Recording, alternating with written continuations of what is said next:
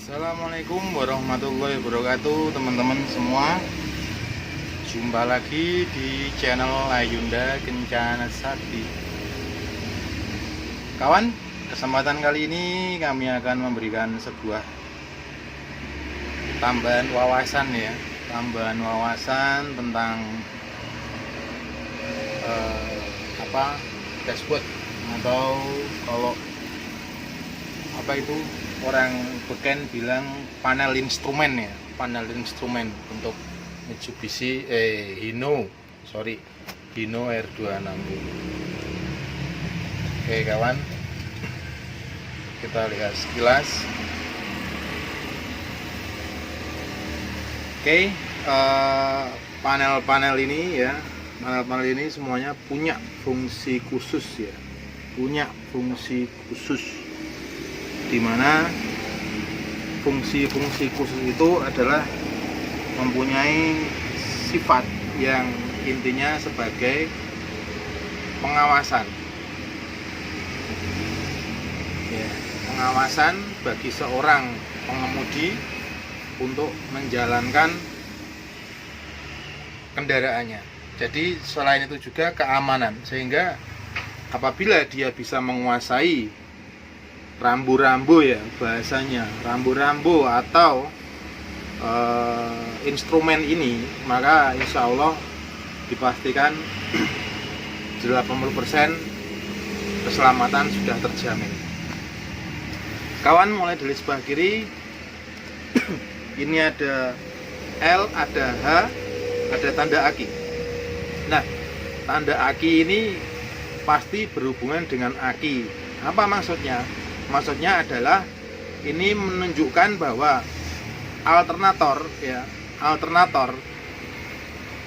di sini pernah kita bahas di engine alternator itu berfungsi dalam keadaan baik. Tujuannya alternator apa? Alternator itu adalah memberikan suplai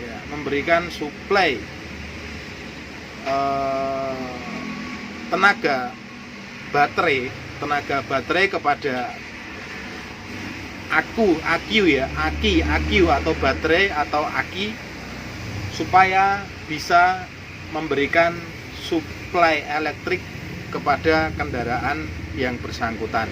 Jadi apabila ini high juga kurang bagus kawan, ini ada tanda merah ya. Apabila mentok itu berarti overstrom atau overcharge, sehingga keadaannya tidak normal, bisa menjadikan kebakar karena kabel-kabel yang ada itu tidak sesuai untuk menampung dayanya. Oke, itu masalah ini ini untuk, jadi biasanya di tengah dia, jadi sehingga kalau posisi di tengah naik dikit itu biasanya itu dalam kondisi normal. Oke, tapi tentu saja itu tidak bisa jadikan acuan karena kemampuan dari cas dari masing-masing dinamo itu lain-lain. Tapi tetap aja di skala ini naik, jadi ini naik. Oke, kita bergerak ke kanan Ini apa ini ada kilogram per sentimeter persegi. Nah, ini adalah tekanan di mana kendaraan ini itu menggunakan sistem hidrolis angin. Jadi semua, baik rem, baik klakson, itu semuanya menggunakan tenaga angin. Jadi saat normal dia di posisi 9 ke sini, itu semua berjalan dengan sempurna. Persneleng, kopling, rem, itu semua menggunakan suplai, ada suplai air supply atau angin dari ada kompresor angin di belakang ya. Jadi di sini membacanya di sini ya. Nah, kalau dia di merah ke bawah itu berarti drop. Kalau Hino itu posisinya dia tidak bisa direm, tidak bisa dioper persneleng Jadi bahkan sering terjadi laka itu kalau posisi ini drop. Jadi posisi drop itu ya sudah Kalau posisi kecepatan tinggi ya tinggal bagaimana pintar-pintarnya aja mencari tempat sasaran tembak. Jadi jangan sampai si sopir itu lengah, karena ini sangat penting diperhatikan dalam kondisi terutama jalan cepat. Begitu ini turun, berarti ada something wrong, harus segera dihentikan. Kemudian ke sini lagi ya, ini ada C, ada H. Ini berarti cool sama high. Apa? Ya, cool sama high tentu saja berkaitan dengan radiator. Yang pernah kita bahas di engine radiator ada in, ada out. Kalau dia antara in dan out sirkulasinya tidak sempurna, maka ini nanti akan naik, ya, akan naik, mendidih, atau orang bilang umup, atau orang bilang overheat. Nah, kalau dia seperti ini pun juga tanda tanya, karena apa? Berarti ini sistemnya tidak berjalan atau ada kabel yang putus. Ya normalnya dia di pas strip pertama ini, kalau naik dikit lah. Tapi kalau sampai lewat merah ya sudah, harus segera berhenti.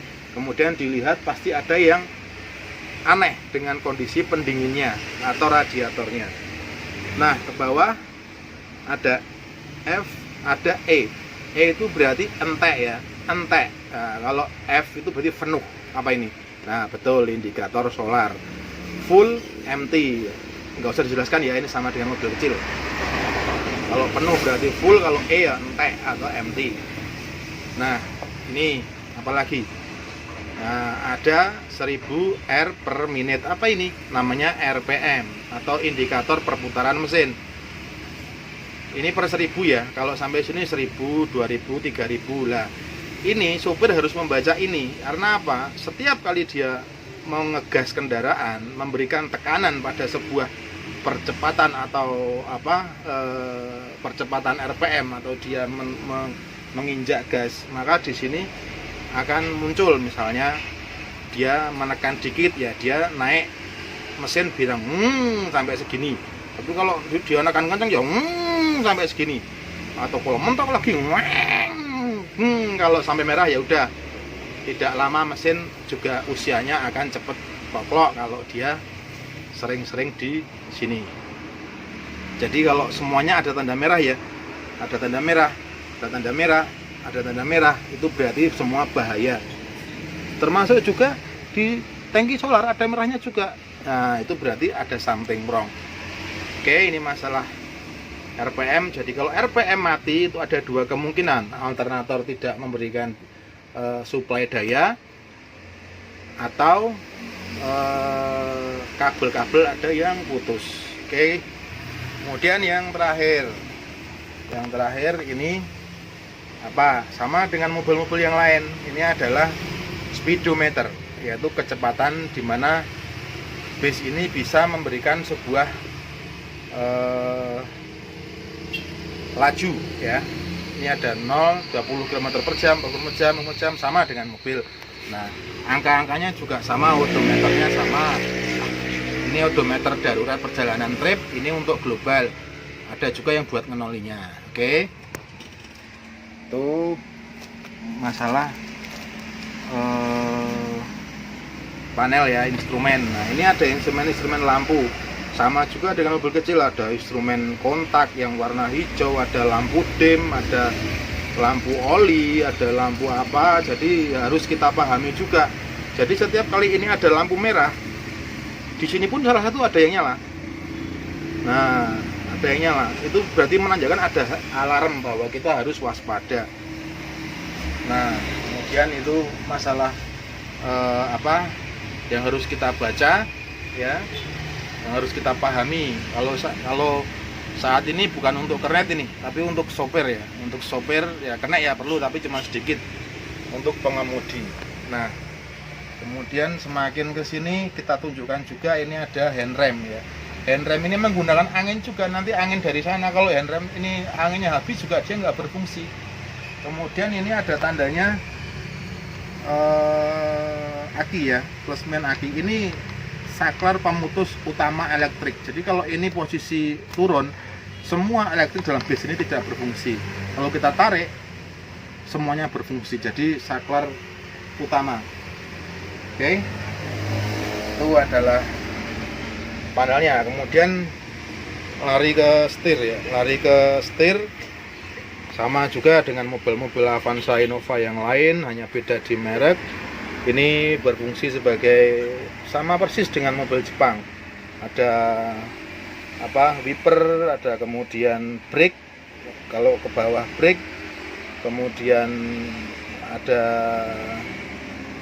wiper sama brake, ada lampu bahaya. Kemudian kalau kanan sama juga, ini untuk hazard, untuk rating, left right, kemudian untuk pas atau dim ya, dan kemudian lampu juga di sini.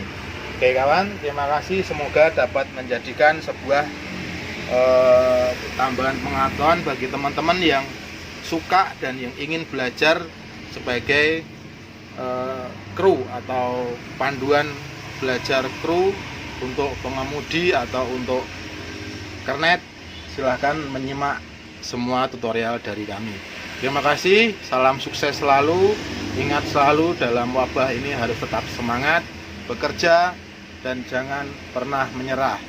Salam sehat, salam sukses. Assalamualaikum warahmatullahi wabarakatuh.